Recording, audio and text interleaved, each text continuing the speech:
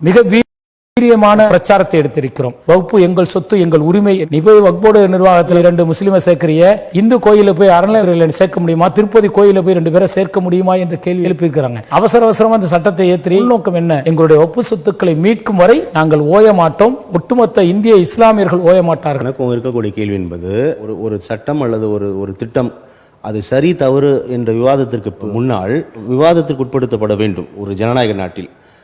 அதே மாதிரி இதற்கு முன்னதாக பாஜக ஆட்சியில் வந்தபோது சொன்னாங்க, நீங்கள் பலம் வாய்ந்த எதிர்க்கட்சி இல்லாதனால இவ்வளோ ஆட்டம் போடுறாங்க, ஆனால் இந்த முறை அப்படி நடைபெறாது, பலம் வாய்ந்த எதிர்க்கட்சியை அமர்ந்திருக்கிறார்கள் அப்படின்னு சொன்னாங்க. ஆனால் தற்போதும் அவர்களால் ஒரு சட்டத்தை ஏற்றிவிட முடிகிறது. அந்த ஒரு போக்கும் அப்போ மக்களால் தேர்ந்தெடுக்கப்பட்ட பிரதிநிதிகளோட குரல்கள் ஒலிக்கப்படவில்லை, விவாதத்துக்கு உட்படுத்தப்படவில்லை. ஆனால் சட்டங்கள் நிறைவேற்றப்பட்டு கொண்டே இருந்தால் இது ஜனநாயக பூர்வமாக இருக்குமா அப்படின்ற ஒரு கேள்வி எழுகிறது. நீங்கள் சென்ற முறையோடு இந்த முறை ஒப்பிட்டு பார்த்தீர்கள் என்றால் இதில் பிஜேபிக்கு மிகப்பெரிய தோல்வி ஏற்பட்டுச்சு. முதல்லாம் பார்த்தீங்க அப்படின்னாக்க ஒவ்வொரு சட்டத்தையும் மெஜாரிட்டியாக அவர்கள் கொண்டு வந்து விடுவார்கள். எங்கேயாவது நாடாளுமன்ற கூட்டுக்குழு இப்போதும் கொண்டு வருகிறார்களே, கூட்டுக்குழுக்கு அனுப்பாமல் இருந்தார்கள். இல்ல, அனுப்புறதே ஒரு தோல்வி. ஒவ்வொரு முறையும் மெஜாரிட்டியாக கொண்டு வந்தவர்கள் இந்த முறை கடுமையான எதிர்ப்பு இருந்ததன் விளைவாகத்தான் ஒரு கூட்டுக்குழுவை கண்துடைப்புக்காக போட்டார்கள். உடனே சட்டம் முடியல. அவர்கள் இவ்வளவு எதிர்ப்பு தெரியக்கூடிய இந்த வக்ஃப் சட்ட மசோதா இப்ப சட்டமாகி விட்டது. எதிர்த்தால் என்ன, எதிர்க்கவில்லை என்றால் என்ன இல்ல சொல்றேன். நம்ம எதிர்த்து ஒரு கூட்டுக்குழுவுக்கு போயிடுச்சு. கூட்டுக்குழுக்கு பிறகு இவர்கள் பாத்தீங்க அப்படின்னா சட்டமாக்கி இருக்கிறார்கள். அப்ப நம்முடைய கோரிக்கை நிதிஷ்குமார் வைத்த பிரதானமான கோரிக்கைகள் எதுவுமே ஏற்கப்படவில்லை. நிதிஷ்குமாருக்கும் ஆதரவு தருந்து கொண்டிருக்கக்கூடிய சந்திரபாபு நாயுடுக்கும் நாங்கள் வைத்த கோரிக்கை, அங்க இருக்கக்கூடிய சிறுபான்மை மக்கள் வைத்த கோரிக்கை, நாங்கள் பிஜேபிக்கு ஆட்சிக்கு ஆதரவு தருவோம், சிறுபான்மையினர் பாதிப்பு என்று சொன்னால் நாங்கள் ஆதரவு விலக்கிக் கொள்வோம், உங்களுக்கு பாதுகாப்பு அரணாக இருப்போம் என்று சொல்லித்தான் நிதிஷ்குமாரும் இருக்கட்டும், சந்திரபாபு நாயுடும் இருக்கட்டும். இங்கேயும் பார்த்தீங்கன்னா 4% இடஒதுக்கீடு சந்திரபாபு கொடுத்துக்கிட்டு தான் இருக்காரு சிறுபான்மை மக்களுக்கு. அங்கேயும் பார்த்தீங்கன்னா 22% வாக்கு பீகாரில் இருக்கு. இதையெல்லாம் வச்சு தான் அவங்க சொன்னாங்க. ஆனால் இந்த முறை இவர்கள் ஆதரவு தெரிவித்ததால் ஒட்டுமொத்த இஸ்லாமியர்களும் அவர்களுக்கு எதிராக திரும்பி இருக்கிறார்கள். இது வரக்கூடிய சட்டமன்ற தேர்தல், பீகார் எலெக்ஷன் நடைபெற போயிருக்கு. அதில் இதனுடைய எதிர்ப்பை மக்கள் கண்டிப்பாக காட்டுவார்கள்.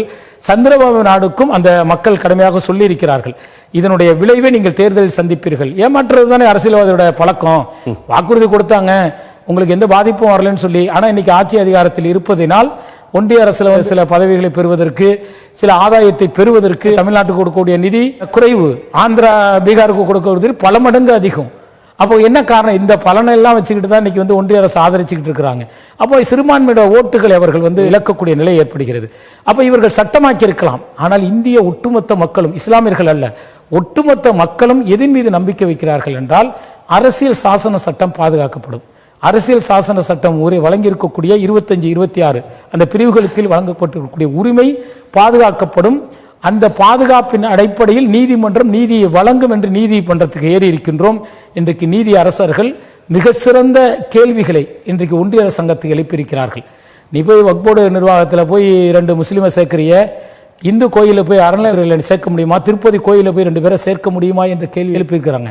அவசரமா அந்த சட்டத்தை ஏற்றிய என்ன உள்நோக்கம் என்ன என்று விசாரித்திருக்கிறார்கள். இன்னைக்கு கால அவகாசத்தை கேட்டு இருக்கிறாங்க. கேட்டு இன்றைக்கு அது வழக்கில் இருக்கிறது. நல்ல தீர்ப்பு வரும் என்று இந்த வக்போர்டு விஷயத்தில் ஒட்டுமொத்த இஸ்லாமியர்களும் எதிர்பார்க்கிறோம். அப்படி வராத பட்சத்தில் நிச்சயம் எப்படி சிஏஏக்கு எதிராக மக்கள் வீதியில் இறங்கினார்களோ அதுபோல நாடு முழுவதும் இஸ்லாமியர்கள் மட்டுமல்ல, இஸ்லாமியர்களை ஆதரிக்கக்கூடிய நடுநிலையான ஒட்டுமொத்த கிறிஸ்துவ இந்து சகோதரர்கள் வீதியில் இறங்குவார்கள். அந்த வகையில் நம்முடைய தமிழ்நாடு தௌஹீத் ஜமாத் சார்பாக பார்த்தீங்க அப்படின்னா 1 மாத காலம் மிக வீரியமான பிரச்சாரத்தை எடுத்திருக்கிறோம்.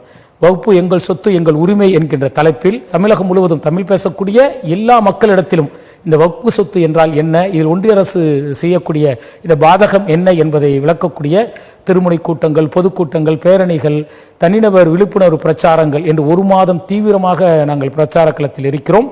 எங்களுடைய வகுப்பு சொத்துக்களை மீட்கும் வரை நாங்கள் ஓய மாட்டோம். ஒட்டுமொத்த இந்திய இஸ்லாமியர்கள் ஓய மாட்டார்கள். அதற்கு ஒட்டுமொத்த நடுநிலையான மக்களும் ஆதரவு அளிப்பார்கள் என்கின்ற நம்பிக்கை எங்களுக்கு இருக்கு.